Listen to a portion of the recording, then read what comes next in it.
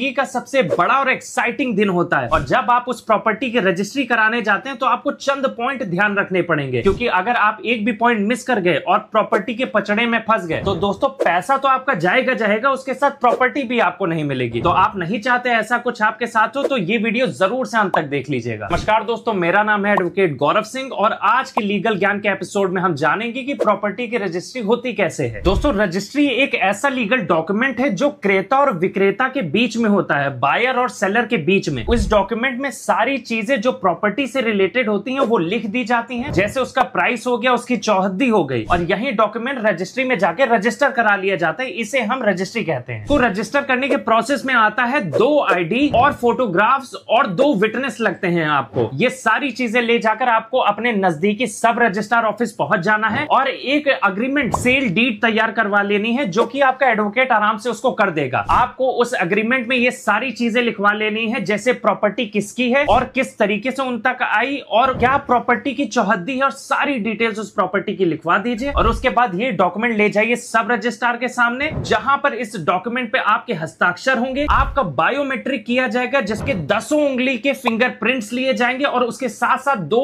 Witness के भी जो इसमें है सिग्नेचर और फिंगरप्रिंट लगेंगे। ये बस आपकी प्रॉपर्टी हो गए रजिस्टर्ड और आप हो गए प्रॉपर्टी के ओनर। लेकिन रुकिए, इतनी जल्दी आप कहां खुश हो गए? आपको ये कुछ पॉइंट्स भी याद रखने हैं जब आप रजिस्ट्री कराने जाएंगे, जिसमें सबसे पहला आता है जो अग्रीमेंट आपने तैयार करवाया है, जिसे हम सेल डीड कहते हैं। आप उसको अच्छे से बैठ के पढ़ लीजिए कि उसमें प्रॉपर्टी की चौहद्दी यानी डायमेंशन सही लिखे हुए हैं। अगर थोड़ा सा भी ऊपर नीचे होगा तो कल को कोई ना कोई डिस्प्यूट पैदा हो जाएगा। और उसके साथ साथ प्रॉपर्टी की जितनी भी डिटेल्स है सारी अच्छे से पढ़ लीजिएगा, उसके बाद ही उसको रजिस्टर करवाइएगा। दूसरी चीज, जो भी पैसा आप उस प्रॉपर्टी के एवज में दे रहे हैं या ले रहे हैं, आप कोशिश करिए कि वो बैंक अकाउंट के माध्यम से हो और कैश ना हो। अगर कैश होगा तो आप उसका ट्रेस नहीं दे पाएंगे कि आपने पैसा कैसे दिया और कब दिया, और वो डिनाई भी कर सकता है, तो प्रॉपर्टी का पचड़ा वहां भी आपका फंस सकता है। तीसरी और सबसे इंपॉर्टेंट चीज आपको याद रखनी है कि प्रॉपर्टी लेने तो जा रहे हैं तो सिर्फ दस्तावेजों पे प्रॉपर्टी ना देखें, आप मौके पे जाकर उस प्रॉपर्टी को जरूर देखें कि कहां पर वो प्लॉट या मकान है, और उसको चिन्हित करवा ले कि हाँ ये आपकी प्रॉपर्टी है। वरना कल को उस जमीन पे कोई और कब्जा कर लेगा और बोल देगा कि यहाँ कोई प्रॉपर्टी आपकी नहीं है। लीजिए, आपको हो गए रजिस्ट्री की पूरी जानकारी एक एडवोकेट के माध्यम से, और आराम से आप अपनी प्रॉपर्टी रजिस्टर करा सकते हैं। तो वीडियो अच्छी लगी हो लाइक जरूर से कर दीजिएगा। अगर आपका कोई प्रॉपर्टी का विवाद फंस गया है या किसी तरीके की प्रॉब्लम में है तो आप नीचे दिए गए फीडबैक बॉक्स में अपना प्रॉपर्टी का डिटेल, आप अपना डिटेल और अपने कॉन्टैक्ट डिटेल जरूर से लिख दीजिएगा। मैं उन पे पढ़ के या तो वीडियो लाऊंगा या तो आप